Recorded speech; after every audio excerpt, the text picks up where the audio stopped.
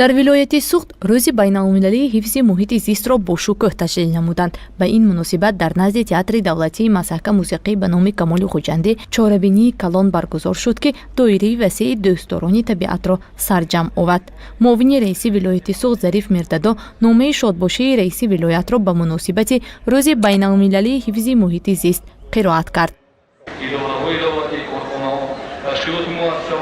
برای پیشرفت زورا و بهداشت محیط زیست استفاده ثمرناک حفظ ثروت‌های طبیعی و بلند برداشتن معرفت اکولوژی طبقه‌های گوناگون جامعه پیوسته چوراندیشی می‌نمایند.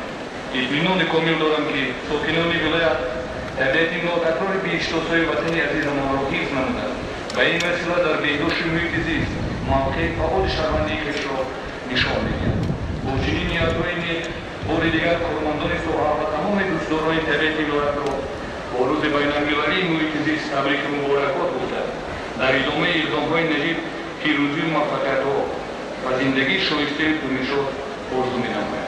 رئیس ولایت سوغد رجب‌آی امرالله. дар чорабинии мазкур инчунин намоянда аз Кумитаи ҳифзи муҳити зисти назди ҳукумати ҷумҳурии Тоҷикистон Абдуҳалим Ҷӯраев ва раиси шаҳри Хуҷанд Фирдавс Шарифзода иштирок ва суханронӣ намуданд. Раиси шаҳри Хуҷанд дар маърузааш таъкид намуд, ки барои саҳм гузоштан дар ҳифзи муҳити атроф дар шаҳр пайваста тадбирҳои гуногун андешида мешавад. Аз ҷумла гузаронидани чорабиниҳои гуногун оид ба баланд бардоштани маърифати экологии сокинон, шинонидани гулу дарахтон, баҳри тоза нигоҳ доштани ҳавои атмосфера ва ғайраҳо маҳсуб меёбад. ҷиҳати ободу зебо гардондани мавзеъҳои шаҳр дарахтони ороишӣ аз аврупо оварда шуда дар кӯчаву хиёбонҳо аз тарафи кормандони муассисаи мазкур 230 адад дарахти магнолия, зиёда аз 3000 адад сановбар, 500 адад ардаш, 200 адад каштан, 60 адад ёфти ҳиндӣ, 1 миллион гулҳои ороишӣ мавсимӣ, аз ҷумла 500 000 гули лола шинода шуда таҳти нигоҳбини доимӣ қарор дорад.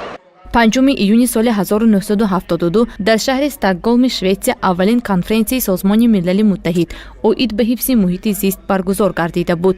Он таҳти шиори танҳо як замин доир шуд ва маҳз аз ҳамин сол инҷониб санаи 5 июн рӯзи байналмилалии ҳифзи муҳити зист таҷлил мегардад. Соли равон аз таъсиси ин сана 50 сол сипарӣ гардид. Бо гузашти ним аср бошад соли 2022 рӯзи байналмилалии ҳифзи муҳити зист боз бо шиори танҳо як замин таҷлил карда шуд, зеро ин мафҳум имрӯз низ аҳамияти бештар пайдо кардааст.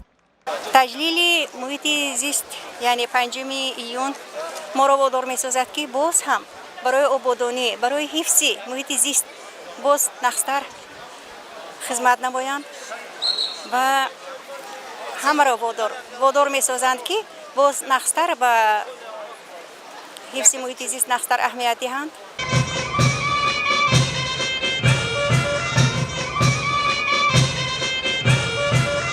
дар рафти чорабинии мазкур собиқадорон кормандони соҳаи экология барои хизматҳои шоиста ноил гардидан ба нишондиҳандаҳои хуби меҳнатӣ дар татбиқи сиёсати давлатии экологӣ барои ҳамкорӣ ва гузоштани саҳми арзанда дар беҳдошти муҳити зист намояндагони корхонаҳои калони саноатии вилоят, ташкилотҳои ҷамъиятӣ ва воситаҳои ахбори омма бо сипосномаву тӯҳфаҳои хотиравӣ сарфароз гардиданд.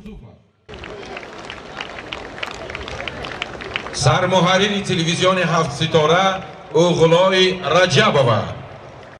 чорабинии мазкур наздик 3 соат идома кард. аҳли фарҳанги вилоят, санъаткорони шинохтаи вилояту ҷумҳурӣ барномаи рангинро пешниҳоди сокинону меҳмонони вилоят гардониданд. гузориши Уғлой Раҷаб ва Баҳром Ваҳобов барои барномаи иттилоотии имрӯз.